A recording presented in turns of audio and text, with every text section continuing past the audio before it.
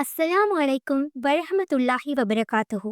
இன்னைக்கு நான் இம்ரான் ஹுசைன் அவர்களோட ஒரு அருமையான புத்தகத்தோடு உங்களை சந்திக்க வந்ததில் மிக்க மகிழ்ச்சி. எல்லா புகழும் அல்லாஹ்வுக்கே. அல்ஹம்துலில்லா. முதலாவது அத்தியாயம். சரித்திரத்தோட முதல் பக்கத்தில் இருந்து ஒரு மசீஹ் வரதா கிடைச்ச வாக்குறுதி வரைக்கும். என்னோட ஆன்மா யார் கையில இருக்கோ அவன் மேல சத்தியமா, மரியமோட மகன் சீக்கிரமே உங்களுக்கு மத்தியில ஒரு நீதியான ஆட்சியாளரா இறங்குவார். முகமது நபி ஸல்லல்லாஹு அலைஹி வஸல்லம் அவங்க மேல சொன்ன மாதிரி ஈசா நபி ஒரு நாள் திரும்பி வருவான்னு தீர்க்க தரிசனம் சொன்னது மட்டும் இல்லாம அவர் திரும்பி வரும்போது அவர் இந்த உலகத்தை ஆட்சி செய்வார்னும் சொல்லியிருக்காங்க. குர்ஆனும் இதை உறுதிப்படுத்துது.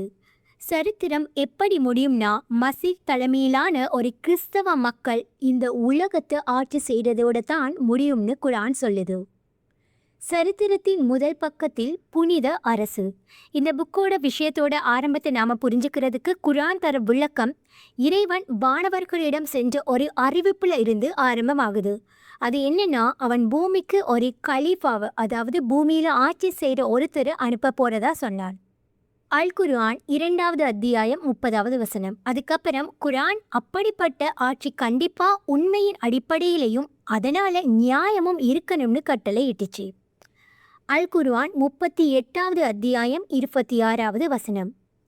அப்போ வானவர்கள் கேட்டாங்க, நபியே, உமது இறைவன் வானவர்களை நோக்கி, நான் பூமியில் என் பிரதிநிதியை ஆதமை நிச்சயமாக ஏற்படுத்தப் போகின்றேன் என கூறிய சமயத்தில் அதற்கு அவர்கள், பூமியில் விஷமம் செய்து இரத்தம் சிந்தக்கூடிய சந்ததிகளை பெறும் அவரை அதில் உன் பிரதிநிதியாக ஆக்குகிறாயா?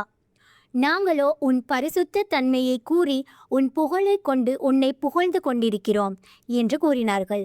அதற்கு அவன், நீங்கள் அறியாதவற்றை எல்லாம் நிச்சயமாக நான் நன்கறிவேன் என கூறிவிட்டான். எங்களோட கருத்து என்னன்னா, வானவர்கள் ஏன் இப்படி கேட்டாங்கன்னா, அல்லாஹ் அவங்க கிட்ட மனுஷங்க மேல ஒரு போலியான ஆட்சியை கொண்டு வர்றதுக்கான முயற்சியில சரித்திரத்தில் நடக்க போற இரத்தக்கரை படிந்த சம்பவங்கள்ல ஒரு பகுதியை மட்டும்தான் வெளிப்படுத்தி இருந்தான். ஆனா அந்த சரித்திரத்தோட முடிவு அவங்களுக்கு அவன் சொல்லல. இந்த புக்கோட உண்மையான சாராம்சமே சரித்திரம் எப்படி முடிய போகுதுங்கிறத பத்தி குர்ஆன் கொடுக்கிற விளக்கம் தான். அது என்னன்னா, இந்த உலகம் இறைவனால நியமிக்கப்பட்ட ஒரு ஆட்சியோட தான் முடியும். அந்த ஆட்சி எப்போ நிறுவப்படும்னா, மசீஹ் திரும்பி வரப்போதுதான். அது உண்மையையும் நீதியையும் அடிப்படையா வச்சிருக்கும். விலக்கப்பட்ட மரம், த ஃபொர்பிடன் ட்ரீ. வானவர்கள் மேலே எச்சரித்த அந்த விஷயம் சம்பந்தமாக சரித்திரத்தில் நடக்க போகிற ஃபசாத், அதாவது அழிவை ஏற்படுத்தக்கூடிய அளவுக்கு சீர்குலைக்கிறது பற்றின ஒரு சின்ன குறிப்பை குர்ஆன் கொடுத்துச்சு. அல்லாஹ் ஆதமை, அதாவது நபி ஆதம் அலைஹிஸ்ஸலாம் அவர்களையும் அவரோட மனைவியையும் சொர்க்க தோட்டத்தில் தங்க வச்சப்போ இதை செஞ்சான். ஆனால் அவன் அவங்க கிட்ட ஒரு குறிப்பிட்ட மரத்துக்கிட்ட போகாதீங்கன்னு எச்சரித்தான். ஏன்னா அப்படி போனால் அது அவங்களோட நடத்தையில் அவங்கள தீயவங்களாகவும் அநியாயக்காரங்களாகவும் ஆக்கிடும்னு சொன்னான். இந்த இறை கட்டளையை நாம் நேரடி அர்த்தத்தில் புரிஞ்சிக்க முடியாது. ஏன்னா மரங்கள் மனுஷங்களை கெடுக்காது. மாறா அந்த மரம் ஒரு சின்னமாக பார்க்கப்படணும். எங்களோட கருத்து என்னன்னா, அது மனுஷங்க மேலே நடக்க போகிற ஒரு போலியான இரத்தக்கரை படிஞ்ச ஆட்சியை குறிக்குது. இந்த புக்கில் நாம் காட்ட போகிற ஆதாரங்களோட அடிப்படையில் அதை நாங்கள் பேக்ஸ் ஜுடைக்கான அடையாளம் கண்டுக்கிறோம். வானவர்கள் புகார் சொன்ன அந்த ஃபசாதுக்கும் ரத்தம் சிந்துறதுக்கும் எக்கச்சக்கமான ஆதாரம் இருக்குது. ஜெருசலம்ல இருந்து மனுஷங்க மேல தங்களோட நிரந்தர ஆட்சியை நிறுவ யூதர்கள் செஞ்ச ரொம்ப தீய வழிகட்ட முயற்சியால சரித்திரத்தோட இரத்தக்கரை படித்த பக்கங்கள்ல இந்த ஆதாரம் இருக்கு. இந்த எழுத்தாளர் ஏன் அந்த விளக்கப்பட்ட மரத்தை பேக்ஸ் ஜுடைக்கான்னு சொல்றாருன்னா, குர்ஆன்ல சாத்தான், அதாவது இப்லீஸ், ஆதம் அலைஹிஸ்ஸலாம் காதுல என்ன ரகசியம் பேசினான் என்று வெளிப்படுத்தப்பட்டிருக்கு. அதனால தான். ஆக ஷைத்தான் அவருக்கு ஊசலாட்டத்தை ஏற்படுத்தினான். ஆதமே, நித்திய வாழ்வளிக்கும் மரத்தையும் அழிவில்லாத அரசாங்கத்தையும் உமக்கு நான் அறிவித்து தரவா என்று கேட்டான். அதனால அது நிரந்தரத்தோட சம்பந்தப்பட்ட ஒரு மரம். அது மட்டுமில்லாம என்னைக்கும் அழியாத ஒரு சாம்ராஜ்யத்தோட சம்பந்தப்பட்டது. இதனால அன்பான வாசகர்களுக்கு இப்போ தெளிவா புரிஞ்சிருக்கும். அந்த விலக்கப்பட்ட மரத்தை இப்போ இருக்கிற இஸ்ரேல் அரசு கூட ஒப்பிட்டு பார்க்கறதுக்கு குர்ஆன் நமக்கு போதுமான தகவலை கொடுத்திருக்கு. இந்த இஸ்ரேல் அரசு தான் தன்னை தாவூத் அலைஹிஸ்ஸலாம் மற்றும் சுலைமான் அலைஹிஸ்ஸலாம் அவங்களோட புனித இஸ்ரேலா அறிவிச்ச காத்துக்கிட்டு இருக்கு. இந்த இஸ்ரேல் அரசு தான் வேற யாரும் இல்லை. இந்த உலகத்தை என்னைக்கும் அழியாத ஒரு ஆட்சியால், அதாவது நிரந்தர ஆட்சியால் ஆள நினைக்குது. குர்ஆன் அந்த மரத்தை பற்றி இன்னும் அதிகமான தகவலை சொல்லியிருக்கு. ஆனால் அது விளக்குறதுக்கு ரொம்ப கஷ்டமான உருவகமாக சொல்லியிருக்கு. ஆதம் அலைஹிஸ்ஸலாம் அவங்களும் அவரோட மனைவியும் அந்த விளக்கப்பட்ட மரத்திலிருந்து சாப்பிட்டப்போ என்ன நடந்துச்சுக்கிற தகவல் இங்கே இருக்கு. பின்னர் இப்லீஸின் ஆசை வார்த்தைப்படி அவ்விருவரும் அம்மரத்தினின்று புசித்தனர். உடனே அவ்விருவரின் வெட்கத்தலங்களும் வெளியாயின. ஆகவே அவ்விருவரும் சுவர்க்கத்து சோலையின் இலையை கொண்டு அவற்றை மறைத்து கொள்ளானார்கள்.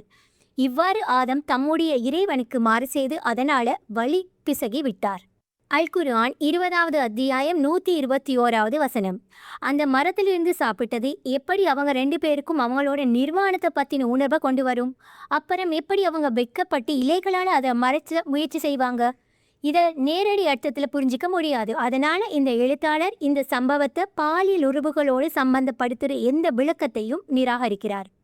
மாறா எங்களோட கருத்து என்னன்னா, நிர்வாணத்தை பற்றி வந்த அந்த உணர்வு அப்பாவித்தனத்தை இழந்ததா புரிஞ்சுக்கப்படணும். இதனால அந்த விளக்கப்பட்ட மரம் பேராசை சம்பந்தப்பட்டதுன்னும் நாங்கள் நம்பிக்கையா விளக்கம் சொல்றோம். நிரந்தர வாழ்வுக்கான பேராசை, நிரந்தர ஆட்சிக்கான பேராசை. குர்ஆன் சரியா இதே மாதிரி யூதர்கள் கிட்ட இருந்து நிரந்தர வாழ்வுக்கான பேராசையை வெளிப்படுத்திச்சு. சொர்க்கம் அவங்களுக்கு மட்டும்தான் ஒதுக்கப்பட்டிருக்குன்னு அவங்க சொன்ன வாதத்துக்கு பதில் சொல்றப்போ இதை செஞ்சது. நபியே, இறைவனிடத்தில் உள்ள மறுமையின் வீடு சுவர்க்கம் உங்களுக்கே சொந்தமானது, வேறு மனிதர்களுக்கு கிடையாது என்று உரிமை கொண்டாடுவதில் நீங்கள் உண்மையானவர்களாக இருந்தால் அதை பெறுவதற்காக மரணத்தை விரும்புங்கள் என்று நபியே நீர் சொல்வீராக. அல் குர்ஆன் 2வது அத்தியாயம் 94வது வசனம். ஆனால் அவர்கள் கரங்கள் செய்த பாவங்களை அவர்கள் முன்னவையே அனுப்பி வைத்திருந்த காரணத்தால் அவர்கள் மரணத்தை விரும்பவே மாட்டார்கள். நிச்சயமாக அல்லாஹ் அந்த அக்கிரமக்காரர்களை நன்கு அறிந்தவனாகவே இருக்கிறான். அல் குர்ஆன் 2வது அத்தியாயம் 95வது வசனம். அவர்கள் மற்ற மனிதர்களை விட இணை வைக்கும் முஷ்ரிக்குகளையும் விட இவ்வுலக வாழ்க்கையில் பேராசை உடையவர்களாக இருப்பதை நபியே நீர் நிச்சயமாக காண்பீர். அவர்களில் ஒவ்வொருவரும் 1000 ஆண்டுகள் வாழ வேண்டும் என ஆசைப்படுகிறார்கள். ஆனால் அப்படி அவர்களுக்கு நீண்ட வயது கொடுக்கப்பட்டாலும் அவர்கள் இறைவனின் தண்டனையிலிருந்து தப்ப முடியாது. இன்னும் அல்லாஹ் அவர்கள் செய்வதையெல்லாம் கூர்ந்து பார்ப்பவனாகவே இருக்கிறான். இப்போ எங்கள் வாசகர்களால் புரிஞ்சுக்க முடியும் அல்லாஹுக்கு தெரிஞ்ச ஆனால் வானவர்களுக்கு தெரியாமல் இருந்த விஷயம் என்னன்னு. அதாவது நிரந்தர வாழ்வுக்காக பேராசைப்பட்ட யூத மக்கள் இந்த உலகத்தை நிரந்தரமாக ஆளணும்னு பேராசைப்பட்டது அவங்கள பூமியில் ஒரு தீய மற்றும் அநியாயமான ஆட்சிக்கு கொண்டு போகும். அதோட விளைவா ஊழல், அழிவு, இரத்தம் சிந்துதல் அப்படிங்கிற கசப்பான பழங்கள் கிடைக்கும். ஆனாலும் அல்லாஹோட படைப்பு ஒரு தார்மீக ஒழுங்கு கொண்டது. சரித்திரத்தோட முதல் பக்கத்தில் பூமி மேலே நடக்கிற ஆட்சி உண்மையின் அடிப்படையிலும் அதனால நீதியின் அடிப்படையிலும் நிறுவப்படணும்னு எப்படி கட்டளையிடப்பட்டதோ அதே மாதிரி தான் சரித்திரத்தோட இறுதியிலும் அதுவே கடைசியில் ஜெயிக்கும். வானவர்களுக்கு இந்த சரித்திரத்தோட முடிவை பற்றி எந்த அறிவும் இல்லை. சரித்திரத்தோட ஆரம்பத்தில் நடக்க போகிற ஆனால் சரித்திரத்தோட முடிவோட சம்பந்தப்பட்ட சம்பவங்களை பற்றி அவங்களுக்கு தெரியாது. அந்த சம்பவங்கள் தான் அந்த இறை அறிவிப்புக்கு ஒரு இறுதி கால நியாயத்தை கொடுத்துச்சு. ஆயிரக்கணக்கான வருஷங்களுக்கு அப்புறம் அல்லாஹ் ஆதம் நபி அவர்களை எந்த மரத்துக்கிட்ட போகக்கூடாதுன்னு தடுக்கப்பட்டாரோ அதே விளக்கப்பட்ட மரத்தை நபி முகமது ஸல்லல்லாஹு அலைஹி வஸல்லம் அவங்களை பார்க்க வைக்க முடிவு செஞ்சான். அந்த மரத்தை இப்போ அவன் குர்ஆனில் ஒரு சபிக்கப்பட்ட மரம்னு விவரிக்கிறான். முகமது நபி ஸல்லல்லாஹு அலைஹி வஸல்லம் அவங்க மக்காவில் இப்ராஹிம் நபி அவர்கள்கிட்ட கட்டின புனித மஸ்ஜிதுல் இருந்து ஜெருசலமில் சுலைமான் அலைஹிஸ்ஸலாம் கட்டின தொலைதூர மஸ்ஜிதுக்கு ராத்திரியில் போன அற்புத பயணத்தின் போது கிடைச்ச ஒரு காட்சியில் அதை பார்த்தாங்க. அந்த அற்புத பயணம் இஸ்ரா அண்ட் மீராஜ்னு அறியப்படுது. நபியே, நிச்சயமாக உம்முடைய இறைவன் மனிதர்களை சூழ்ந்து கொண்டிருக்கிறான் என்று உமக்கு கூறியதை நினைவு கூர்வீராக. மேராஜின் போது நாம் உமக்கு காட்டிய காட்சியையும் குர்ஆனில் சபிக்கப்படும் ஜக்கூம் மரத்தையும் மனிதர்களுக்கு சோதனையாகவே தவிர நாம் ஆக்கவில்லை. இன்னும் நாம் அவர்களை அச்சுறுத்துகின்றோம். ஆனால் இது அவர்களுடைய பெரும் அழிச்சாட்டியத்தையே அதிகரிக்கச் செய்கின்றது. குர்ஆன் இஸ்ரா அண்ட் மேராஜ் பற்றின அற்புத பயணத்தை பற்றி சூரா அல் இஸ்ரா மற்றும் சூரத்துல் பனு இஸ்ராயில் 2 பேர் கொடுக்கப்பட்டு குர்ஆனில் சூராவோட முதல் வசனத்திலேயே நமக்கு சொல்லியிருக்கு.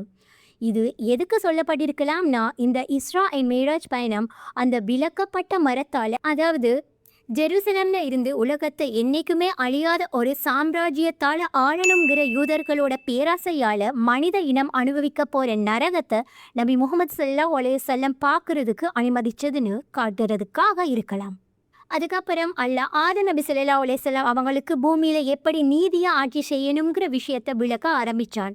ஆதம் நபியால இந்த அறிவை பெற முடிஞ்சது, வானவர்களால முடியல. ஏன்னா அல்லாஹ் ஏற்கனவே அவரோட தெய்வீக ரூஹ அல்லது ஸ்பிரிட்டை அவருக்குள்ள ஊதியிருந்தான்.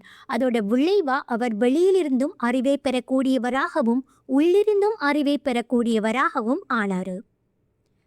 அல் குர்ஆன் 2வது அத்தியாயம் 31வது வசனம். அது மட்டும் இல்லாமல் உள்ளுணர்வு மற்றும் ஆழமான சிந்தனை மூலமாக உள்ளிருந்து பெறப்பட்ட அறிவையும் வெளியிலிருந்து பெறப்பட்ட அறிவையும் ஒன்னோடு ஒன்று இணக்கமாக ஒருங்கிணைக்கிற திறமை உள்ளவராகவும் ஆனார். இதில் இருக்கிற உட்பொருள் என்னென்னா, பூமியில் நீதியான ஆட்சியை யாரால் மட்டும் வெற்றிகரமாக நிறுவ முடியும்னா அல்லாஹ் ஆதம் அலைஹிஸ்ஸலாம் அவங்களுக்கு கற்றுக் கொடுத்த அறிவை வச்சிருக்கவங்களாக மட்டும்தான் முடியும். அந்த அறிவு மட்டும்தான் அவங்கள ஆட்சி செய்ய தகுதியானவங்களா ஆக்கும். அதனால அல்லாஹ் கிட்ட இருந்து வந்த அந்த அறிவு யார்கிட்ட இல்லையோ, அரசை நடத்துறதுல அந்த அறிவை பயன்படுத்துற திறமை யார்கிட்ட இல்லையோ அவங்க ஆட்சி செய்ய தகுதியானவங்களே கிடையாது. அப்புறம் அல்லாஹ் ஆதம் அலைஹிஸ்ஸலாம் அவங்கள பூமியில ஆட்சி செய்யறது பத்தின விஷயத்தை விளக்க சொன்னான். அவரும் அதை செஞ்சாரு. அல் குர்ஆன் 2வது அத்தியாயம் 31 முதல் 33வது வசனங்கள். மேலே சொன்னதிலிருந்து நாம் வர முடிவு என்னென்னா, மனித இனம் பூமிக்கு அனுப்பப்பட்டதோட முக்கியமான நோக்கமே பூமி மேலே ஒரு நீதியான ஆட்சியை நிறுவுறதுக்கு தான். அதுவும் அல்லாஹ் தன்னோட வேதங்களை வெளிப்படுத்தின அறிவு மற்றும் வழிகாட்டுதல் படி விசுவாசமாக நடக்கிறவங்களால மட்டும்தான் அதை செஞ்சு முடிக்க முடியும். அவங்க தங்களோட ஆட்சியை நிறுவும் போது வேற எந்த உள்நோக்கத்தையும் வச்சிருக்க கூடாது. குர்ஆன் எச்சரிக்குது. இதை தவிர வேற மாதிரி ஆட்சி செய்யவங்க தீர்ப்பு நாள் அன்னைக்கு ஒரு பயங்கரமான அழிவை சந்திப்பாங்க. குர்ஆன் 38வது அத்தியாயம் 26வது வசனம். இந்த அதிகாரத்தில் அப்புறமா வரும். சரித்திரத்தின் இறுதியில் இருக்கும் இணை. அல்லாஹ்தான் முதன்மையானவன், அவனை கடைசியானவனும். அவனுக்கு எல்லா விஷயங்களை பற்றியும் அறிவிருக்குன்னு சொல்கிறது மூலமாக குர்ஆன் சரித்திரத்தில் நடக்க போகிற ஒரு இறுதி கால நாடகத்தை வெளிப்படுத்துது. அது என்னென்னா, சரித்திரத்தோட ஆரம்பத்தில் எப்படி இருந்துச்சோ அப்படியே தான் சரித்திரத்தோட இறுதியிலும் இருக்கும். சரித்திரத்தோட இறுதியில் கடைசியாக ஒரு நாடகம் நடக்கும். அது சரித்திரத்தோட ஆரம்பத்துக்கு இணையாக இருக்கும். மேலே விவரிக்கப்பட்ட சரித்திரத்தோட ஆரம்பத்துக்கு இணையான அந்த சரித்திரத்தோட இறுதி அப்படிங்கிறது என்ன? End of the history. இப்படி ஒரு அற்புத திரும்புதல் நடக்கும்னு குர்ஆனில் வலுவான ஆதாரங்கள் இருக்கிறது. மட்டுமில்லாமல் சரித்திரத்திலேயே மசீஹ் திரும்பி வர பற்றி, அதாவது மரியமோட மகன் ஈசா அலைஹிஸ்ஸலாம் திரும்பி வரதை பற்றி தீர்க்க தரிசனம் சொன்னதில் ரொம்ப சக்தி வாய்ந்த குரல் நபி முஹம்மது ஸல்லல்லாஹு அலைஹி வஸல்லம் அவங்களோடது தான். அவர் தொடர்ந்து தீர்க்க தரிசனம் சொன்னார். ஈசா நபி அவர்கள் இந்த உலகத்துக்கு, அதாவது ஒரு நீதியான ஆட்சியாளராக திரும்பி வருவார்னு இந்த தீர்க்க தரிசனம் நிறைவேறுவதோடு சரித்திரமும் முடியும். சரித்திரத்தோட முதல் பக்கத்தில் எப்படி ஃபேக்ஸ் டே, அதோட இறைவனின் அமைதி தொடங்குறதுக்கு கட்டளையிடப்பட்டதோ அதே ஃபேக்ஸ் டேயோட சரித்திரமும் முடியும். என்னோட ஆன்மா யார் கையில் இருக்கோ அவன் மேலே சத்தியமாக மரியமோட மகன் சீக்கிரமே உங்களுக்கு மத்தியில் ஒரு நீதியான ஆட்சியாளராக இறங்குவார். சஹீஹ் புகாரி. இதே தீர்க்க தரிசனம் வேற இடத்துல கொஞ்சம் வித்தியாசமான வரிகளோட இருக்கு. மரியமோட மகன் இயேசு ஒரு நீதியான ஆட்சியாளராகவும், அதாவது மனித இனம் முழுமைக்கும் ஒரு நீதியான தலைவராகவும், அதாவது தனிப்பட்ட நம்பிக்கையாளர்களுக்கு இறங்கும் வரை கடைசி நேரம் வராது. ஆனாலும் சரித்திரத்தோட ஆரம்பம் நமக்கு சரித்திரத்தோட இறுதியோட இன்னொரு இணையான விஷயத்தையும் கொடுத்துச்சின்னும் நாம் ஞாபகப்படுத்திக்கணும். இந்த இணை எங்கே இருக்குன்னா, மறுபடியும் அவங்க ஃபேக்ஸ் டேயோட போலியான வேர்ஷனை நிறுவ முயற்சி செய்ததில்ல. சாத்தான, அதாவது இப்லீஸை போலவே தங்களை மற்ற மனித இனத்தை விட உயர்ந்தவங்களா திமிரா நினச்சிக்கிறவங்களோட தன்மையில் இருக்குது. அவங்களும் சாத்தானை, அதாவது இப்லீஸை போலவே பிறப்புரிமையிலேயே தங்களுக்கு உயர்வு இருக்குன்னு சொல்கிறாங்க. ஏன்னா அவங்களோட கருத்துப்படி அவங்க உயர்ந்தவங்களாகவே படைக்கப்பட்டாங்களாம். வேறு மாதிரி சொல்லணும்னா, இறைவன் மற்ற எல்லா மனித இனத்தையும் ஒதுக்கிட்டு அவங்கள மட்டும் தனக்கு விருப்பமான மக்களாக தேர்ந்தெடுத்தான்னு அவங்க சொல்கிறாங்க. அவங்க தங்களை மனித இனத்தோட அறிவார்ந்த மேட்டுக்குடியாக சொல்லியிருக்கிறாங்க. ஏன்னா அவங்களோட கருத்துப்படி இறைவன் ஆத நபி அவர்களை அவர்களுக்கு கொடுத்த மாதிரி இவங்களுக்கும் உயர்ந்த அறிவை கொடுத்தானாம். அதனால் அவங்க மட்டும்தான் பேக்ஸ் டேயை இறைவனின் அமைதி நிறுவ தகுதியானவங்களாம். இந்த மாதிரியான நடத்தை சொர்க்கத்துல பொறுத்துக்கப்படல. அது சாத்தான் சொர்க்கத்திலிருந்து வெளியேற்றப்பட்டதுக்கும் அவன் மேல இறை சாபம் விழுறதுக்கும் காரணமாச்சு. இறைவன் இந்த மாதிரி திமிருக்கு பயங்கரமான தண்டனை, அவமானம் மற்றும் இழிவு கிடைக்கும்னு அறிவிச்சான். ஆனால் எவர் ஈமான் கொண்டு நற்கர்மங்கள் செய்கிறார்களோ அவர்களுக்கு அவர்களுக்குரிய நற்கூலியை முழுமையாக அல்லாஹ் கொடுப்பான். இன்னும் தன் அருளினால் அவங்களுக்கு அதிகமாகவும் வழங்குவான். எவர் அவனுக்கு வழிபடுதலை குறைவாக எண்ணி கர்வமும் கொள்கிறார்களோ அவர்களை நோவினை செய்யும் வேதனை கொண்டு வேதனை செய்வான். அல்லாஹ்வை தவிர வேறு எவரையும் அவர்கள் தம் உற்ற நேசனாகவோ உதவி புரிபவனாகவோ அங்கு காணப்பட மாட்டார்கள். அத்தியாயம் 4 173வது வசனம். அல் குரான். அதனால சரித்திரத்தோட ஆரம்பத்தில் சாத்தானுக்கு என்ன நடந்துச்சோ அதே மாதிரி சரித்திரத்தோட இணையான இறுதியிலும் திமிருக்கு அதே இறை பதிலடி கிடைக்கிறத நாம பார்க்கலாம். புனித அரசு ஹோலி ஸ்டேட் நிறுவப்படுகிறது. சரித்திரத்தோட முதல் பக்கத்தில் வெளிப்படுத்தப்பட்ட இறைவனால் நியமிக்கப்பட்ட ஆட்சியை பூமியில நிறுவுறது சம்பந்தமான தெய்வீக திட்டம் நிறைவேறினது பற்றி குர்ஆன்ல கிடைக்கிற முதல் தகவல் நபி முகமது ஸல்லல்லாஹு அலைஹி வஸல்லம் அவரோட வருகைக்கு அப்புறமா தான் கிடைக்குது. அல்லாஹ் பூமியில இருந்து ஆட்சியாளர்களை பார்த்து பேசினான். ஆனாலும் அவங்க ஆட்சி செஞ்ச அரசை பற்றின தகவலை குர்ஆன் நமக்கு கொடுக்கல. அப்படி ஏதாச்சும் இருந்திருந்தா, அப்படி ஒரு அரசு இருந்துருச்சுங்கிறதுக்கு நமக்கு கிடைச்ச முதல் சரித்திர ஆதாரம் குர்ஆன்ல வர ஒரு வசனத்துல இருக்கு. அதுல அல்லாஹ் இப்ராஹிம் நபி அவரோட வம்சத்துக்கு ஹவுஸ் ஆஃப் அப்ரஹாம் ஒரு பெரிய சாம்ராஜ்யத்தை கொடுத்ததாக அறிவிக்கின்றான். அல்லாஹ் தன் அருளினால் மனிதர்களுக்கு வழங்கியவற்றின் மீது அவர்கள் பொறாமை கொள்கிறார்களா, அல்லது இப்ராஹிமின் குடும்பத்தினருக்கு வேதம் மற்றும் ஞானத்தை கொடுத்திருக்கிறோம், மேலும் அவர்களுக்கு மகத்தான ஆட்சியையும் கொடுத்திருக்கிறோம். அல் குர்ஆன் 4வது அத்தியாயம் 54வது வசனம். இப்ராஹிம் நபி அவரோட வம்சத்துக்கு கொடுக்கப்பட்ட அந்த சாம்ராஜ்யம் வரப்போகுதுங்கிறதுக்கு குர்ஆன்ல கிடைச்ச முதல் ஆதாரம் யூசுப் நபி அப்போ முடியாட்சியா இருந்த எகிப்தில் வகிச்ச ஒரு முக்கியமான அதிகாரமிக்க பதவியில இருக்கு. அவர் தனக்கு கொடுக்கப்பட்டதுக்காக அல்லாஹுக்கு நன்றி சொல்லி இப்படி பிரார்த்தனை செஞ்சாரு. என் இறைவனே, நிச்சயமாக நீ எனக்கு அரசாட்சியை தந்து கனவுகளின் விளக்கங்களையும் எனக்கு கற்றுத்தந்தாய். வானங்களையும் பூமியையும் படைத்தவனே, இம்மையிலும் மறுமையிலும் நீயே என் பாதுகாவலன். முஸ்லீமாக உனக்கு முற்றிலும் வழிபட்டவனாக இருக்கும் நிலையில் என்னை நீ கைப்பற்றி கொள்வாயாக. இன்னும் நல்லடியார் கூட்டத்தில் என்னை சேர்த்திடுவாயாக என்று அவர் பிரார்த்தித்தார். 12வது அத்தியாயம் 101வது வசனம். அல் குர்ஆன். வரப்போற அந்த சாம்ராஜ்யத்தை பற்றின ஒரு குறிப்பு சில சம்பவங்கள்ல இருக்கு. எப்போனா, ஃபிரௌன் இஸ்ரவேல் மக்களை எகிப்தில் அடிமைப்படுத்தின போதும் அல்லாஹ்வை, அதாவது மூசா நபி அவங்களை எழுப்பி அவங்களை எகிப்தில் இருந்து அடிமைத்தனத்தில் இருந்து வெளியே கூட்டிட்டு வந்து புனித பூமியை நோக்கிய பயணத்தை தொடங்குறதுக்கான ஒரு பொறுப்பை கொடுக்க இருந்த போதும் அந்த குறிப்பு இருக்கு. அல்லாஹ் இப்படி வெளிப்படுத்தினான். ஆயினும் மிஸ்ர பூமியில் பலகீனப்படுத்தப்பட்டோருக்கு நாம் உபகாரம் செய்யவும் அவர்களை தலைவர்களாக்கிவிடவும் அவர்களை நாட்டுக்கு வாரிசுகளாக்கவும் நாடினோம். அல் குர்ஆன் 28வது அத்தியாயம் 5வது வசனம். அல்லாஹ் இந்த விஷயத்தை பற்றி இன்னும் அதிகமாக இப்படி சொல்கிறான். இன்னும் அவர்கள் பொறுமையுடன் இருந்து நம் வசனங்களை உறுதியாக நம்பி ஏற்றுக்கொண்ட போது நம்முடைய கட்டளைப்படி நேர்வழி காட்டும் தலைவர்களை, இமாம்களை அவர்களில் நின்றும் உண்டாக்கினோம்.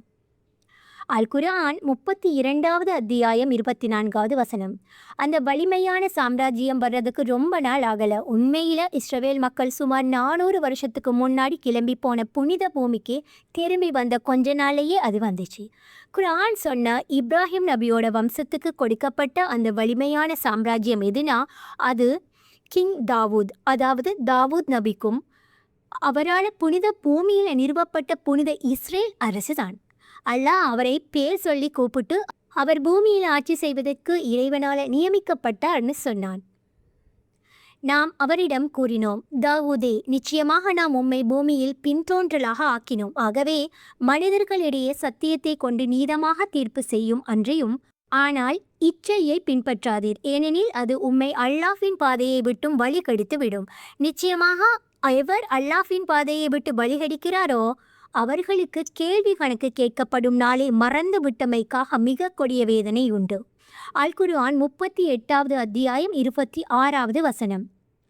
அந்த புனித அரசுக்கு ஜெருசலம் தலைநகரமாக தேர்ந்தெடுத்தது நபி தாவூத் அலைஹிஸ்ஸலாம் அவங்கதான். அல்லாஹ் தாவூதை, அதாவது நபி தாவூத் அலைஹிஸ்ஸலாம் அவங்களை சரித்திரத்தில் முதல் கலீஃபா அரசை அல்லது புனித அரசை நிறுவச் சொன்னது மட்டுமில்லாம அவன் இப்ராஹிம் நபியோட வம்சத்துக்கு ஒரு வலிமையான சாம்ராஜ்யத்தை கொடுப்பேன்னு சொன்ன தன்னோட அறிவிப்பையும் நிறைவேற்றினான். சரியா இதுதான் நடந்துச்சு. அவன் அந்த அரசை அல்லது சாம்ராஜ்யத்தை வலிமையிலும் அதிகாரத்தாலையும் வளர வச்சான். சுலைமான் நபி அவங்களோட காலத்தில் அது உலகத்திலேயே ஒரு வலிமையான சாம்ராஜ்யமாக ஆகிற வரைக்கும் இது நடந்துச்சு. மேலும் நாம் அவருடைய அரசாங்கத்தையும் வழிப்படுத்தினோம். இன்னும் அவருக்கு ஞானத்தையும் தெளிவான சொல்லாற்றலையும் அளித்தோம். அல் குர்ஆன் 38வது அத்தியாயம் 20வது வசனம். ஒரு புனித அரசு, ஒரு புனித பூமி மற்றும் ஒரு இஸ்ரவேல் மக்கள். குர்ஆன் நமக்கு சொல்லியிருக்கு, அல்லாஹ் இப்ராஹிம் அலைஹிஸ்ஸலாம் அவர்களை பாபிலோன்ல இருந்து ஒரு விசேஷ பூமிக்கு கூட்டிட்டு போனான். அவரோட சந்ததியினர் அந்த பூமியில குடியமர்த்தப்பட்டாங்க. அந்த பூமியில தான் தாவூத் நபி அவர்கள் இஸ்ரேல் அரசை நிறுவினார். சுலைமான் நபி ஸல்லல்லாஹு அலைஹி வஸல்லம் அவரோட மகன் அந்த அரசுல இருந்து உலகத்தை ஆட்சி செஞ்சாரு. குர்ஆன் அது முதல்ல ஒரு ஆசீர்வதிக்கப்பட்ட பூமின்னு விவரிக்கப்பட்டிருக்கு. அது அல்லாஹ்வால விசேஷமா ஆசீர்வதிக்கப்பட்டது. இன்னும் சுலைமானுக்கு கடுமையாக வீசும் காற்றையும் நாம் வசப்படுத்தி கொடுத்தோம். அது அவருடைய ஏவலின்படி நாம் எந்த பூமியை பாக்கியமுடையதாக்கினோமோ அந்த பூமிக்கு அவரை எடுத்துச் சென்றது இவ்வாறு. ஒவ்வொரு பொருளையும் பற்றி நாம் அறிந்தோராகவே இருக்கின்றோம். அல் குர்ஆன் 21வது அத்தியாயம் 81வது வசனம். அல்லாஹ் மிக பரிசுத்தமானவன். அவன் தன் அடியாரை பைத்துல் ஹராமிலிருந்து, கஅபத்துல்லாவிலிருந்து தொலைவில் இருக்கும் பைத்துல் முக்கத்தஸில் உள்ள மஸ்ஜிதுல் அக்ஸாவுக்கு ஓரிரவில் அழைத்துச் சென்றான். மஸ்ஜிதுல் அக்ஸாவின் சுற்றெல்லைகளை நாம் அபிவிருத்தி செய்திருக்கின்றோம். நம்முடைய அத்தாட்சிகளை அவருக்கு காண்பிப்பதற்காக அவ்வாறு அழைத்துச் சென்றோம்.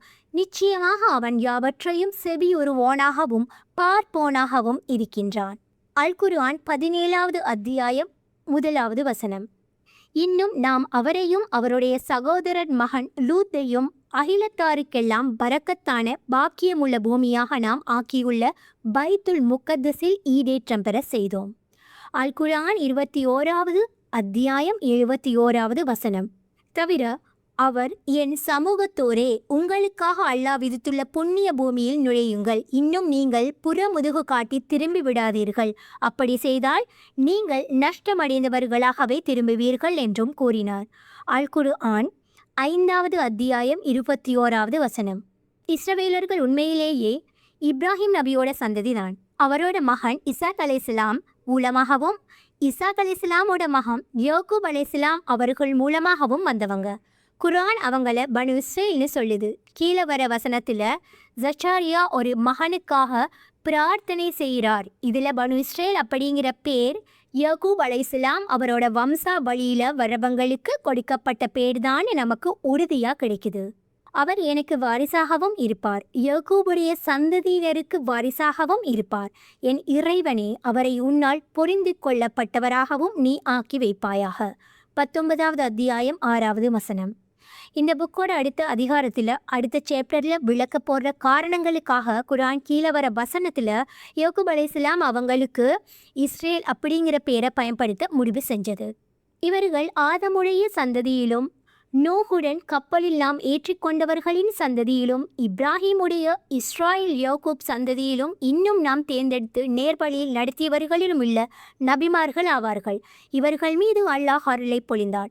ரஹ்மானுடைய வசனங்கள் அவர்களின் மீது ஓதப்பட்டால் அவர்கள் அழுதவர்களாகவும் சுஜூது செய்தவர்களாகவும் விழுவார்கள். 19வது அத்தியாயம் 58வது வசனம். மேலே குர்ஆனில் இருந்து கிடைச்ச ஆதாரம் என்னத்தை உறுதிப்படுத்துதுன்னா, பனு இஸ்ரேல் அல்லது இஸ்ரவேல் மக்கள் இப்ராஹிம் அலைஹிஸ்ஸலாம் அவரோட வம்சத்தை சேர்ந்தவங்க தான். அந்த ஆசீர்வதிக்கப்பட்ட மற்றும் புனித பூமியில் நிறுவப்பட்டது நிச்சயமாக அவங்களோட புனித அரசு அல்லது சாம்ராஜ்யம் தான். ஆனால் தௌராத் தோரா என்ன சொல்லுதுன்னா, அந்த புனித பூமி அவங்களுக்கு கொடுக்கப்பட்டது. அது அவங்களோட பூமின்னு சொல்லுச்சு. அவங்க தௌராத் தங்களுக்கு மட்டும்தான் அந்த புனித பூமிக்கு பிரத்யேகமான பட்டா கொடுத்துருக்குன்னு புரிஞ்சுக்கிட்டாங்க. அதனால அது அவங்களுக்கு மட்டும்தான் சொந்தம்னு அவங்க நம்பினாங்க. இப்போ நாம குரானை வச்சு புனித பூமி தங்களுக்கு மட்டும்தான் சொந்தம்ங்கிற இந்த யூத நம்பிக்கையோட செல்லுபடியாகும் தன்மையை ஆராய போறோம். குரான் அந்த பூமி அவங்களுக்காக எழுதப்பட்டதுன்னு உறுதிப்படுத்தி இருக்கு. தவிர அவர், என் சமூகத்தாரே, உங்களுக்காக அல்லாஹ் விதித்துள்ள புண்ணிய பூமியில் நுழையுங்கள். இன்னும் நீங்கள் புறமுதுகு காட்டி திரும்பி விடாதீர்கள். அப்படி செய்தால் நீங்கள் நஷ்டமடைந்தவர்களாகவே திரும்புவீர்கள் என்றும் கூறினார். அல் குர்ஆன் 5வது அத்தியாயம் 21வது வசனம். நாம் இப்போ தீர்மானிக்கணும், அந்த பூமியில் அவங்களுக்காக என்ன எழுதப்பட்டிருந்துச்சு. குர்ஆன் அந்த கேள்விக்கு பதில் சொல்லிச்சு. முதல்ல அந்த பூமி அவங்க குடியிருக்கிறதுக்காக எழுதப்பட்ட பூமின்னு சொல்லிச்சு. நிச்சயமாக நாம் இஸ்ராயலின் சந்ததியினரை தகுந்த இருப்பிடத்தில் இருத்தி நல்ல உணவுகளையும் கொடுத்து வந்தோம். எனினும் உண்மையான ஞானம் அவர்களிடம் வரும் வரையில் அவர்கள் மாறுபாடு செய்யவில்லை. நிச்சயமாக இறைவன் அவர்கள் எதை பற்றி மாறுபாடு செய்து கொண்டிருந்தார்களோ அது விஷயத்தில் இறுதி நாளில் அவர்களிடையே தீர்ப்பளிப்பான். அல் குர்ஆன் 10வது அத்தியாயம் 93வது வசனம். குர்ஆன் மறுபடியும் இதே வார்த்தைகளை இஸ்ரவேல் மக்கள் கிட்ட பேசுறதுக்கு பயன்படுத்தப்பட்டது. எப்போனா அல்லாஹ் ஃபிரௌன் கிட்ட இருந்தும் அவனோட ஆயுத படைகள் கிட்ட இருந்தும் கடலை பிளந்து அவங்கள அற்புதமாக காப்பாற்றி அப்புறம் ஃபிரௌனையும் அவனோட சேனையையும் மூழ்கடிச்சதுக்கு அப்புறமா அல்லாஹ் அவங்கள புனித பூமியில வசிக்க சொன்னான். இதன் பின்னர் நாம் பனு இஸ்ராயலுக்கு சொன்னோம், நீங்கள் அந்த நாட்டில் குடியிருங்கள். மறுமையின் வாக்குறுதி வந்தால் நாம் உங்களையும் ஃபிரௌனின் கூட்டத்தையும் விசாரணைக்காக நம்மிடம் ஒன்று சேர்ப்போம். அல் குர்ஆன் 17வது அத்தியாயம் 104வது வசனம். குர்ஆன் தொடர்ந்து ரொம்ப தெளிவா அந்த பூமி அவங்களுக்கு ஒரு வாரிசுரிமையாக கொடுக்கப்படுதுன்னு சொல்லிச்சு. எனவே இவர்கள் சக்தி குறைந்தவர்களாக கருதப்பட்டார்களோ அந்த இஸ்ரவேலர்களை கிழக்கிலும் மேற்கிலும் உள்ள நிலப்பகுதிகளின் அதிபதிகளாக்கினோம். இன்னும் அவற்றிலே பெரும் பாக்கியங்களையும் அளித்தோம். இஸ்ராயலின் மக்கள் பொறுமையாகவும் உறுதியாகவும் இருந்த காரணத்தால் அவர்கள் மீது இறைவனுடைய அழகிய வாக்கு பரிபூரணமாகி நிறைவேற்று. மேலும் ஃபிர்ஆனும் அவனுடைய சமூகத்தாரும் உண்டு பண்ணியிருந்தவற்றையும் கட்டியிருந்த மாட மாளிகைகளையும் நாம் தரைமட்டமாக்கிவிட்டோம். அல் குர்ஆன் 7வது அத்தியாயம் 137வது வசனம். ஆனால் நாம் இப்போ வேகமாக ஒரு விஷயத்தை விளக்கணும். அந்த புனித பூமி இஸ்ரவேல் மக்களுக்கு மற்ற எல்லா மனித இனத்தையும் ஒதுக்கிட்டு ஒரு நிரந்தர சொத்தா இன்னைக்கு பரிசா கொடுக்கப்படலை. அது தப்பு. மாறா குர்ஆன்ல ஒரு நம்பகத்தன்மை வாய்ந்த விளக்கத்தை கொடுத்துச்சு. அது என்னன்னா, அல்லாஹ் அந்த புனித பூமியில மனித இனத்தில் யார் யார் அவன் மேலே நம்பிக்கை வச்சு நல்லபடியாக நடந்துக்கிட்டாங்களோ அவங்க எல்லாருக்காகவும் ஆசீர்வாதங்களை வச்சான். இன்னும் நாம் அவரையும் அவருடைய சகோதரர் மகன் லூத்தையும் அகிலத்தாருக்கெல்லாம் பரக்கத்தான பாக்கியம் உள்ள பூமியாக நாம் ஆக்கியுள்ள பைத்துல் முகத்தஸில் ஈடேற்றம் பெற செய்தோம். அல் குர்ஆன் 21வது அத்தியாயம் 71வது வசனம். நாம் வர முதல் முடிவு என்னன்னா, அல்லாஹ் மற்ற எல்லா நம்பிக்கையாளர்களையும் ஒதுக்கிட்டு இஸ்ரவேல் மக்களுக்கு மட்டும் புனித பூமிக்கு பிரத்யேக உரிமையை கொடுத்தான்னு சொல்ற யூதர்களோட தோரா புரிதல் தப்பானது. அந்த புனித பூமி அவங்களுக்கு சொந்தம். அதே மாதிரி இறைவன் மேல நம்பிக்கை வச்சிருந்த மற்ற நம்பிக்கையாளர்களுக்கும் சொந்தம்.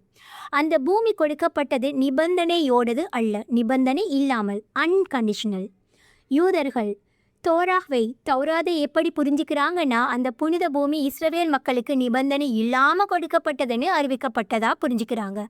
வேறு மாதிரி சொல்லணும்னா, அவங்களோட நடத்தை நல்லதாக இருந்தாலும் சரி கெட்டதாக இருந்தாலும் சரி, அவங்க உண்மைக்கு விசுவாசம் இருந்தாலும் சரி விசுவாசம் இல்லாமல் இருந்தாலும் சரி, அதெல்லாம் ஒரு விஷயமே இல்லை. அந்த பூமி அவங்களுக்கு தான் சொந்தம். தோரால வர இந்த விசித்திரமான அறிவிப்போட விளைவு இதுதான்னு அவங்க புரிஞ்சுக்கிறாங்க. அதனால தெரிஞ்சுக்கோங்க, உங்களோட நீதிக்காக உங்கள் இறைவன் இந்த நல்ல பூமியை உங்களுக்கு சொந்தமாக கொடுக்கல. ஏன்னா நீங்க ஒரு பிடிவாதமான ஜனங்கள். குர்ஆன் இந்த யூத நம்பிக்கையோட பொய்யை அம்பலப்படுத்திச்சு. எப்படின்னா, அல்லாஹ் அந்த புனித பூமியில குடியிருக்கிறதுக்கு நம்பிக்கை மற்றும் நல்ல நடத்தைங்கிற நிபந்தனையை வச்சிருந்தான்னு நமக்கு சொன்னது மூலமா.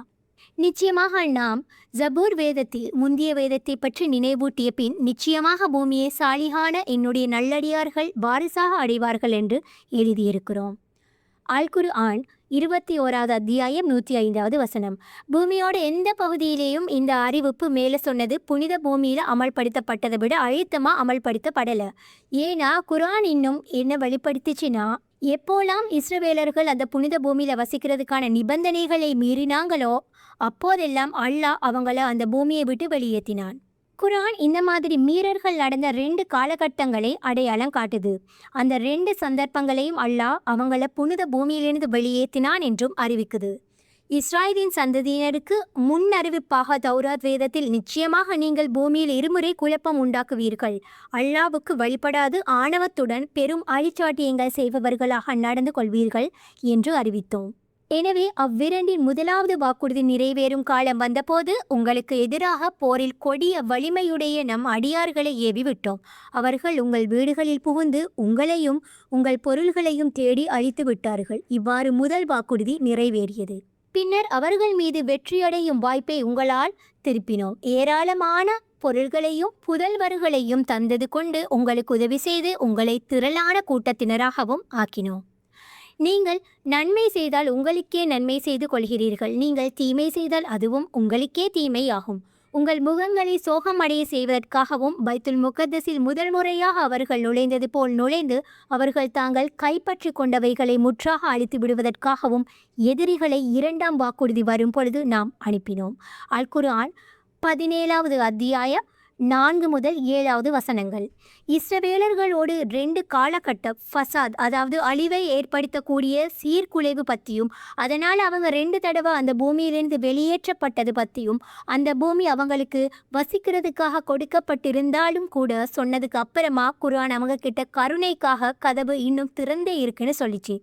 ஆனாலும் ஒருவேளை அவங்க தீய நடத்தையோடு அந்த புனித பூமிக்கு திரும்பினா அவங்க மறுபடியும் வெளியேற்ற போறதா அவங்க எச்சரிக்கப்பட்டாங்க. இதன் பின்னரும் நீங்கள் திருந்திக் கொண்டால் உங்கள் இறைவன் உங்கள் மீது கருணை புரிய போதும். ஆனால் நீங்கள் பாவத்தின் பக்கமே திரும்புவீர்களானால் நாமும் முன்போல் தண்டிக்க திரும்புவோம். மேலும் காஃபிர்களுக்கு ஜஹன்னம் எனும் நரகத்தை சிறைச்சாலையாக்க ஆக்கி வைத்துள்ளோம். அல் குர்ஆன் 17வது அத்தியாயம் 8வது வசனம். மேலே சொன்ன குர்ஆன் வசனங்கள் ரொம்ப தெளிவாக ஒன்று சொல்லுது. புனித பூமி இஸ்ரவேல் மக்களுக்கு கொடுக்கப்பட்டது நம்பிக்கை மற்றும் நல்ல நடத்தைங்கிற நிபந்தனையோடு தான் கொடுக்கப்பட்டுச்சு. அதனால் அந்த புனித பூமி தங்களுக்கு நிபந்தனை இல்லாமல் இறைவனால் கொடுக்கப்பட்டதுங்கிற யூதர்களோட நம்பிக்கை தப்பானது. அது தப்புங்கிறதுக்கு மேலதிக ஆதாரம் சரித்திரத்தோடு இறுதியில் வெளிப்படும். எப்போனா அவங்க அந்த புனித பூமிக்கு வாரிசாக ஆக்குறதுக்கான நிபந்தனைகளை கடைசி தடவையாக மீறும்போது சரியா இந்த புக் எழுதப்படுற இந்த நேரத்தில் அவங்களோட நடத்தை அப்படித்தான் இருக்குது. ஆனால் இந்த தடவை அவங்க வெளியேற்றப்படுறதுக்கு பதிலாக அவங்க அழிக்கப்படுவாங்க. இந்த புக் நவீன காலத்து ஜெருசலமுக்கும் புனித பூமிக்கும் யூதர்கள் திரும்பி வந்தாங்களே அந்த தீய மற்றும் இரத்தக்கரை படைஞ்ச திரும்புதலோட யதார்த்தத்தை விளக்குது. அது மட்டுமல்லாமல் சரித்திரத்தோட இறுதியில் அந்த புனித பூமியில் அவங்களுக்கு இறைவனால் நியமிக்கப்பட்ட தவிர்க்க முடியாத அழிவை பற்றியும் விளக்குது. அவங்க ஏன் அழிக்கப்படுவாங்கன்னா அந்த புனித பூமிக்கு வாரிசா ஆகிறதுக்கு இறைவனால் விதிக்கப்பட்ட நம்பிக்கை மற்றும் நல்ல நடத்தைங்கிற நிபந்தனைகளை அவங்க மீறினதால. குர்ஆன் நம்பிக்கையாளர்களுக்கு ஒரு கடமையை தெளிவாக சொல்லியிருக்கு. அது ஏன்னா ஒரு ஊரில் அது தெளிவாக ஜெருசலமில் தான் தீய நடத்தைக்கு எதிராக எழுந்து நிற்கணும். அதுவும் எப்போனா அங்கே ஒடுக்கப்பட்ட மக்கள் ரொம்ப பரிதாபாரமான பலவீனமான மற்றும் ஆதரவற்ற நிலைக்கு தள்ளப்பட்டிருக்கும் போது இதை செய்யணும். பலகீனமான ஆண்களையும் பெண்களையும் சிறு குழந்தைகளையும் பாதுகாப்பதற்காக அல்லாஹ்வின் பாதையில் நீங்கள் போர் செய்யாதிருக்க காரணம் யாது? அவர்களோ எங்கள் இறைவனே, அக்கிரமக்காரர்கள் இருக்கும் இவ்வுயை விட்டு எங்களை வெளிப்படுத்துவாயாக, எங்களுக்காக உன்னிடமிருந்து தக்க ஒரு பாதுகாவலனை அளித்தருள்வாயாக, இன்னும் எங்களுக்காக உன்னிடமிருந்து ஓர் உதவியாளனையும் அளித்தருள்வாயாக என்று பிரார்த்தனை செய்கிறார்கள். அல் குர்ஆன் 4வது அத்தியாயம் 75வது வசனம். இந்த புக் எழுதப்பட்ட இந்த நேரத்தில் பல முஸ்லீம் நாடுகளோட அரசாங்கங்கள் குர்ஆனோட இந்த கதறலுக்கு துரோகம் செஞ்சுக்கிட்டு இருக்காங்க. ஒடுக்கப்பட்டவங்களை விடுவிக்கிறதுக்காக எழுந்து நிற்கணும்னு குர்ஆன் கெஞ்சி கேட்டும் இவங்க எழுந்து நிற்கிறதுக்கு பதிலாக ஒன்று நேட்டோவோட உறுப்பு நாடுகளாக ஆகிட்டாங்க, இல்லைனா ஒடுக்குமுறை செய்கிறவனுக்கு முன்னாடி மண்டிட்டு இஸ்ரேல் அரசுக்கு அரசியல் அங்கீகாரம் கொடுத்துட்டு இருக்காங்க. எப்போ நம்பிக்கையாளர்கள் கடைசியில் அல்லாஹோட அழைப்புக்கு பதிலளித்து எழுந்து நிற்கிறாங்களோ அப்போ ஜெருசலமே ஒடுக்குமுறையிலிருந்து விடுவிக்கிறதுக்கான இறைவனால் நியமிக்கப்பட்ட இறுதி நேரம் வரும்போது நிலைமை தலைகீழா மாறும். அவர்களுக்கு வாக்களிக்கப்பட்டதை வேதனையை அவர்கள் பார்க்கும்போது இவருடைய உதவியாளர்கள் மிக பலகீனமானவர்கள் என்பதையும் எண்ணிக்கையில் மிக குறைந்தவர்கள் என்பதையும் விரைவில் அறிந்து கொள்வார்கள். அல் குர்ஆன் 72வது அத்தியாயம் 24வது வசனம். ஜெருசலம்ல ஒடுக்குமுறையிலிருந்து விடுதலை பெறுவதற்கான அந்த இறுதி போராட்டம் நடக்கும் போது அங்க சமரசத்துக்கு இடமே இல்லை, அல்லது போர் நிறுத்தத்துக்கோ இடமே இல்லைன்னு அல்லாஹ் எச்சரிக்கிறான். மாறா கடைசி வரைக்கும் சண்டை போடணும்னு அவன் கட்டளையிட்டு இருக்கிறான். நமக்கு எதிராக எவ்வளவு பெரிய படை இருந்தாலும் சரி. மூமின்களே, போரில் நீங்கள் தளர்ச்சி அடைந்து தைரியமிழந்து சமாதானத்தை கோராதீர்கள். ஏனென்றால் நீங்கள் தான் மேலோங்குபவர்கள். அல்லாஹ் உங்களுடனேயே இருக்கின்றான். மேலும் அவன் உங்கள் நற்செய்கைகளை உங்களுக்கு ஒரு போதும் குறைத்து விட மாட்டான். அல் குர்ஆன் 47வது அத்தியாயம் 35வது வசனம். கடைசியா குர்ஆன் இஸ்ரவேல் மக்களுக்கு ஒரு பயங்கரமான செய்தியை அனுப்பிச்சு. அது என்னன்னா, அந்த நேரத்தில் சரித்திரம் திரும்பவும் நடக்கும். எப்படி? எகிப்தில் ஃபிரௌனோட ஒடுக்குமுறையிலிருந்து பலவீனமானவங்களும் ஆதரவற்றவங்களும் அல்லாஹோட கட்டளையால் காப்பாற்றப்பட்டு அப்புறம் மறுபடியும் புனித பூமிக்கு வாரிசானாங்களோ, அதே மாதிரி பலவீனமானவங்களும் ஆதரவற்றவங்களும் ஆன நம்பிக்கையாளர்கள் இந்த போலியான இஸ்ரேல் அரசோட ஒடுக்குமுறையிலிருந்து காப்பாற்றப்படுவாங்க. அப்புறம் அவங்க இறை கட்டளைப்படி புனித பூமிக்கு வாரிசாவாங்க. ஆயினும் மிஸ்ர பூமியில் பலகீனப்படுத்தப்பட்டோருக்கு நாம் உபகாரம் செய்யவும் அவர்களை தலைவர்களாக்கிவிடவும் அவர்களை நாட்டுக்கு வாரிசுகளாக்கவும் நாடினோம். அல் குர்ஆன் 28வது அத்தியாயம் 5வது வசனம். ஃபிரௌன மாதிரி ஒடுக்குமுறை செய்கிறவங்களா இருக்கிற யூதர்களுக்கும் இந்த தடவை இயேசுதான் மசீஹ் தான் அப்படிங்கிற உண்மையை பிடிவாதமாகவும் திமிராகவும் நிராகரிக்கிற யூதர்களுக்கும் என்ன கதி காத்துக்கிட்டு இருக்குன்னா, அவங்களும் ஃபிரௌனுக்கு ஏற்பட்ட அதே கதியை தான் சந்திப்பாங்க. அந்த கதி என்ன? ஃபிரௌனுக்கு விதிக்கப்பட்ட கதி வந்தப்போ அவன் கடல்ல மூழ்கிட்டு இருந்தப்போ உண்மை அவன் கண்ணு முன்னாடி அப்படி நின்றுச்சு. அவன் அதை ஏற்றுக்க வேண்டிய கட்டாயத்துக்கு ஆளானான். அவன் சாகரத்துக்கு கொஞ்ச நேரத்துக்கு முன்னாடி இஸ்ரவேல் மக்களோட கடவுள் மேலே தனக்கு நம்பிக்கை இருக்குன்னு அறிவித்தான். அந்த நம்பிக்கை அறிவிப்புக்கு கிடைச்ச இறை பதில் என்னன்னா, அது அவனை நரக நெருப்பிலிருந்து காப்பாற்றுறதுக்கு ரொம்ப தாமதமாக வந்துச்சுங்கிறது தெளிவாக காட்டுச்சு. மாறாகல்ல அப்போ ஃபிரௌனோட மரண நேரத்தில் அவனோட உடம்பு பாதுகாக்கப்படும்னு ஒரு கட்டளையே போட்டான். எதுக்குன்னா, அது அவனுக்கு அப்புறமா வர மக்களுக்கு ஒரு பயங்கரமான அத்தாட்சியாக இருக்கணும்னு தான். அந்த அத்தாட்சி பற்றின எங்களோட கருத்து என்னன்னா, யாரெல்லாம் அவன் செஞ்ச மாதிரியே தீய வழியில் நடக்கிறாங்களோ அவங்களும் அவனுக்கு ஏற்பட்ட கதியை தான் சந்திப்பாங்க. அதாவது அவன் செத்த மாதிரியே அவங்களும் சாவாங்க. மேலும் இஸ்ராயலின் சந்ததியினை நாம் கடலை கடக்க வைத்தோம். அப்போது ஃபிரௌனும் அவனுடைய படைகளும் அளவு கடந்த கொடுமையும் பகையையும் கொண்டு அவர்களை பின்தொடர்ந்தார்கள். அவனை மூழ்கடிக்க வேண்டிய நேரம் நெருங்கி அவன் மூழ்க ஆரம்பித்ததும் அவன், இஸ்ராயலின் சந்ததியினர் எந்த நாயன் மீது ஈமான் கொண்டுள்ளார்களோ அவனை தவிர வேறு இறைவன் இல்லை என்று நானும் ஈமான் கொள்கிறேன். இன்னும் நான் அவனுக்கே முற்றும் வழிபடுபவர்களின் முஸ்லிம்களில் ஒருவனாக இருக்கின்றேன் என்றும் கூறினான். அல் குர்ஆன் 10வது அத்தியாயம் 90வது வசனம். ஆனால் அல்லாஹ் சொன்னான், இந்த நேரத்தில் தானா நீ நம்புகிறாய்? சற்று முன் வரையில் திடனாக நீ மாறு செய்து கொண்டிருந்தாய், இன்னும் குழப்பம் செய்பவர்களில் ஒருவனாகவும் இருந்தாய். அத்தியாயம் 10 91வது வசனம். எனினும் உனக்கு பின்னுள்ளவர்களுக்கு ஒரு அத்தாட்சியாக இன்றைய தினம் நாம் உடலை பாதுகாப்போம். நிச்சயமாக மக்களில் பெரும்பாலோர் நம் அத்தாட்சிகளை பற்றி அலட்சியமாக இருக்கிறார்கள் என்று அவனிடம் கூறப்பட்டது. அல் குர்ஆன் 10வது அத்தியாயம் 92வது வசனம். இப்போ இருக்கிற இஸ்ரேல் அரசு செய்கிற இடைவிடாத ஒடுக்குமுறைக்கும் பிடிவாதமா உண்மையை நிராகரிக்கிறதுக்கும் ஆதரவு கொடுக்கிறவங்களுக்கு குர்ஆன் சொல்ல கடுமையான செய்தி இதுதான். நீங்கள் ஃபிரௌன் வாழ்ந்த மாதிரியே வாழ்ந்துட்டு இருக்கீங்க. அவன் செத்த மாதிரியே சாகிறதுக்கு நீங்கள் விதிக்கப்பட்டிருக்கிறீங்க. செங்கடலை மூழ்கி சாகிறதுக்கு கொஞ்ச நேரத்துக்கு முன்னாடி வரைக்கும் ஃபிரௌன் தனக்கு வெற்றி கிடைக்கும்னு நம்பிக்கையாக இருந்தான். அதே மாதிரி தான் மசீஹ் திரும்பி வர நேரம் வரைக்கும் யூதர்களும் வெற்றி கிடைக்கும்னு நம்பிக்கையாக இருப்பாங்க. இந்த புக் எழுதப்பட்டிருந்த நேரத்தில் அமெரிக்க ஆயுதப்படைகள் ஆப்கானிஸ்தானை விட்டு வெளியேற தயாராகிட்டு இருப்பாங்க.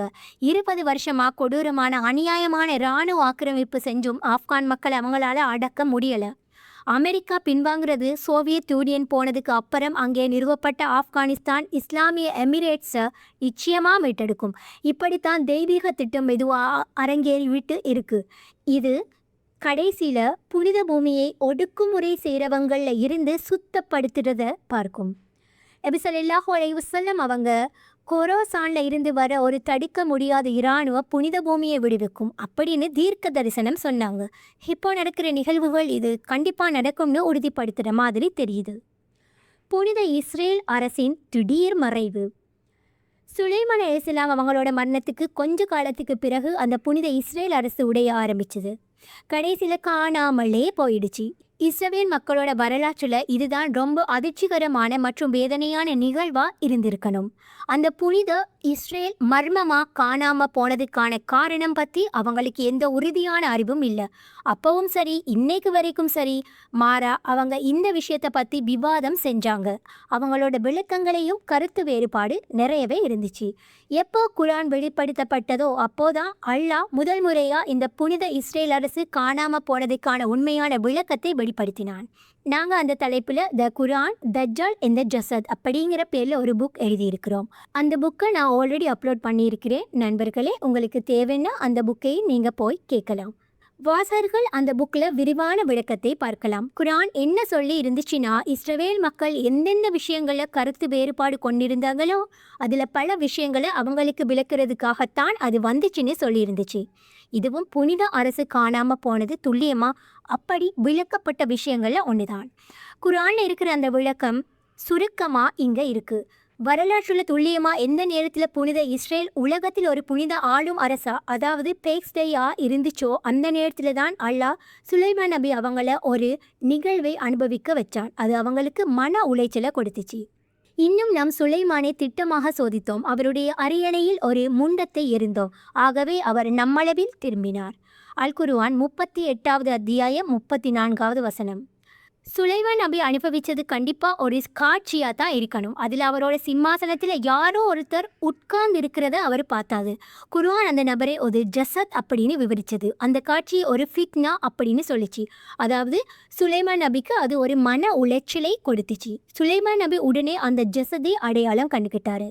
அந்த காட்சியோட அர்த்தத்தையும் தாக்கத்தையும் அவர் புரிஞ்சுக்கிட்டாரு. அந்த ஜசத் யாரு அல்லது என்ன? ஜசத் அப்படிங்கிற வார்த்தைக்கு அர்த்தம் தேட ஒரு அகராதியை பயன்படுத்துகிறதோ அல்லது இந்த வசனத்தை மட்டும் தனியாக படித்து புரிஞ்சிக்க முயற்சி பண்ணுறதோ குரானை படிக்கிறதுக்கான சரியான வழிமுறை நிச்சயமாக கிடையாது. சரியான வழிமுறை என்னென்னா, குரானை ஒரு முழுமையாக படிக்கணும். அப்படி குரான் மூலமாகவே குரானை புரிஞ்சிக்க முயற்சி பண்ணணும். அந்த ஜசத் யார் அல்லது என்னங்கிற தகவலை சுலைமான் நபி அந்த காட்சிக்கு செஞ்ச பதிலடியில் இருந்து தான் நாம் எடுக்க ஆரம்பிக்க முடியும். சுலைமான் நபி அந்த காட்சிக்கு ஒரு துவா பிரார்த்தனை மூலமாக பதிலடி கொடுத்தார். அப்போ அவர் தன் பாவங்களுக்காக மன்னிப்பும் கேட்டார். அவர் அல்லாஹ் கிட்ட தனக்கு பிறகு தன்னோட ராஜ்யத்தை யாருமே வாரிசா அடையக்கூடாதுன்னு கேட்டார். அவரோட கோரிக்கை என்னன்னா, வரலாற்றில் தன்னோட புனித இஸ்ரேல் அரச மாதிரி ஒப்பிடக்கூடிய இன்னொரு அரசும் அல்லது ராஜ்யமும் வரவே கூடாதுங்கிறதுல அது அடங்கும். என் இறைவனே, என்னை மன்னித்தருள்வாயாக. அன்றையும் பின்னர் எவருமே அடைய முடியாத ஒரு அரசாங்கத்தை எனக்கு நீ நன்கொடை அளிப்பாயாக. நிச்சயமாக நீயே மிக பெரும் கொடையாளி ஆவாய் என கூறினார். அல் குர்ஆன் 38வது அத்தியாயம் 35வது வசனம். அல்லாஹ் அந்த பிரார்த்தனைக்கு பதிலளித்தான். புனித இஸ்ரேல் அப்படிங்கிறது மற்ற எதோடையும் ஒப்பிடவே முடியாத ஒரு அரசா ஆச்சு. அது மட்டும் இல்லாமல் சுலைமான் நபியோட மரணத்துக்கு கொஞ்ச காலத்துக்கு பிறகு அந்த அரசு சரிஞ்சு காணாமல் போகவும் அல்லாஹ் செஞ்சான். இதுக்கு 2 காரணம். ஒன்று, சுலைமான் நபி அவங்களோட பிரார்த்தனை. இன்னொன்று, இஸ்ரவேல் மக்கள் அந்த புனித பூமிக்கு வாரிசா ஆகிறதுக்கான நிபந்தனைகளை மீறினது. மெஸ்ஸையா திரும்பி வந்து ஜெருசலேமில் ஒரு புனித ஆளும் அரசை மீட்டெடுத்தா கூட அது சுலைமான் நபியோட புனித இஸ்ரேல் அரசோட ஒப்பிட முடியாது. ஜசத் பற்றின ரொம்ப முக்கியமான இந்த தகவல்களை சுலைமான் நபியோட பதிலடியில் இருந்து நாம் சுலபமாக ஊகிக்கலாம். அந்த ஜசத் ஒரு நாள் உயிரில்லாத பிணம் இல்லை, வெறும் உடல் மட்டும் இல்லை. அந்த ஜசத் ரொம்ப கெட்ட ஒருத்தன். அந்த ஜசத் சுலைமான் நபியோட ராஜ்யத்தை, அதாவது புனித இஸ்ரேல் அரச வாரிசா அடைய நினைச்சான். புனித இஸ்ரேல் அப்போ உலகத்தில் ஆளும் அரசா இருந்துச்சு. அதனால இதில் இருந்து என்ன தெரியுதுன்னா, அந்த ஜசத் சுலைமான் நபி அவங்களோட ஆளும் அரசில் இருந்து உலகத்தை ஆள நினைச்சான். அந்த ஜசத் தான் தஜ்ஜால், போலியான மசீஹ் அல்லது ஆன்டிகிறிஸ்ட். சுலைமான் நபியோட சிம்மாசனத்தில் உட்கார்ந்திருந்ததா காட்சியில் காட்டப்பட்ட அந்த ஜசதை இந்த எழுத்தாளரான நான் தஜ்ஜால், அதாவது போலியான மசீஹ் அப்படின்னு அடையாளம் காண்றேன். அந்த தஜ்ஜால் கடைசியில் உலகத்தில் ஒரு மனித வடிவத்தில் உயிருள்ள நடக்கிற பேசுகிற ஒரு மனுஷனாக தோன்றுவான்.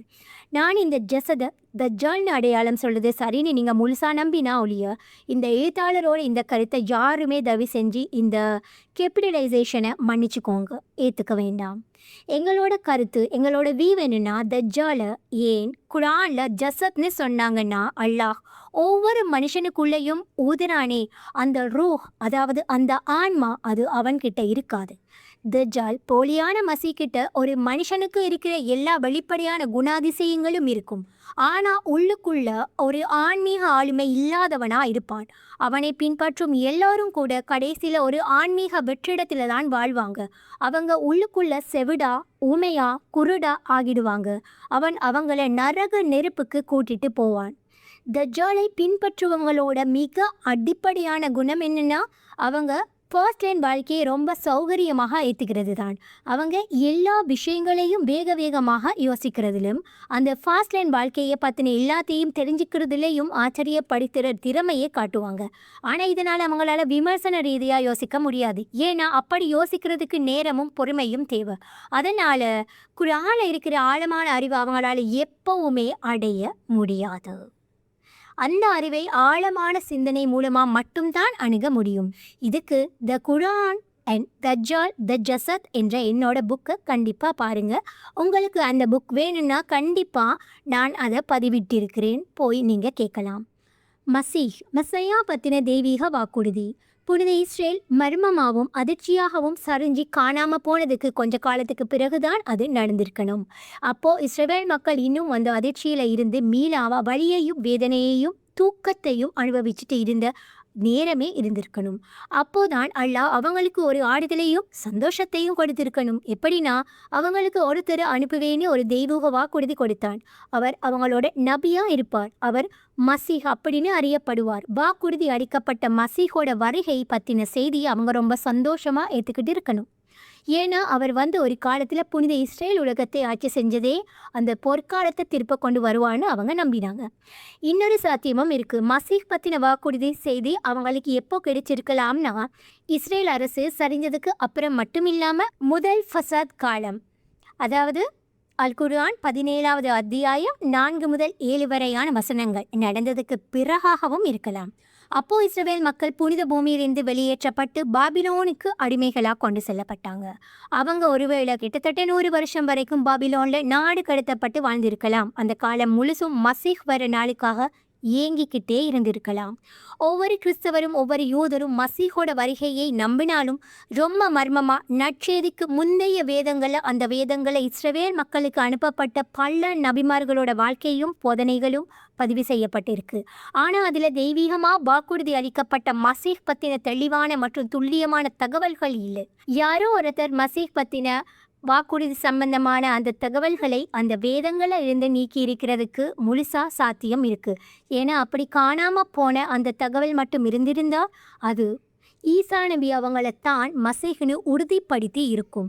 எப்போ அல்லாஹ் இஸ்ரவேல் மக்களை புனித பூமிக்கு திரும்பவும் மஸ்ஜிதை, அதாவது ஆலயத்தை திரும்ப கட்டவும் அனுமதிச்சானோ அப்போ மசீஹ் சீக்கிரமாக வந்து விடுவான்னு அவங்க நம்பிக்கையாக இருந்தாங்க. அவங்க எதிர்பார்த்தபடியே மசீஹ் வந்தார். ஆனால் அல்லாஹ் அவங்களுக்கு மசீஹை அனுப்பினப்போ அவங்களில் சிலர் மட்டும்தான் அவரை ஏற்றுக்கிட்டாங்க. ஆனால் அவங்களோட அதிகார மட்டத்தில் இருந்தவங்க, அதாவது இஸ்ரவேல் அறிஞர்கள், அவரை நிராகரித்தாங்க. உண்மையில் அந்த காலம் தொடங்கி இன்னைக்கு வரைக்கும் 2000 வருஷத்துக்கு மேலே கடந்துடுச்சு. அவங்க அவரை நிராகரிச்சுக்கிட்டே தான் இருக்காங்க. வரலாற்றில் துல்லியமாக இந்த நேரத்தில் தான், அதாவது இஸ்ரவேல் மக்கள் புனித பூமியிலிருந்து முதல் முறையாக வெளியேற்றப்பட்டு அப்புறம் சுமார் 100 வருஷம் நாடு கடத்தப்பட்டு வாழ்ந்ததற்கு அப்புறமா அவங்க திரும்பி வந்து மஸ்ஜிதை அல்லது ஆலயத்தை திரும்ப கட்டின அந்த நேரத்தில் தான் இந்த புக்கோட உண்மையான முக்கிய விஷயமே ஆரம்பமாகுது. ஏன்னா துல்லியமாக இந்த நேரத்தில் தான் அல்லாஹ் அவங்களுக்கு கொடுத்த தன்னோட வாக்குறுதியை நிறைவேற்றினான். அவங்களுக்கு மசீஹை அனுப்பினார். அந்த மசீஹ் யார்? அவர் எப்படி தோன்றினார்? ஏன் இஸ்ரவேல் அதிகாரமட்ட அறிஞர்கள், அதாவது ரேபிஸ், அவரை நிராகரித்தாங்க? இதுக்கான பதில்களுக்கு நாம் இந்த புக்கோட அடுத்த சாப்டரில் குர்ஆனை நோக்கி திரும்புகிறோம்.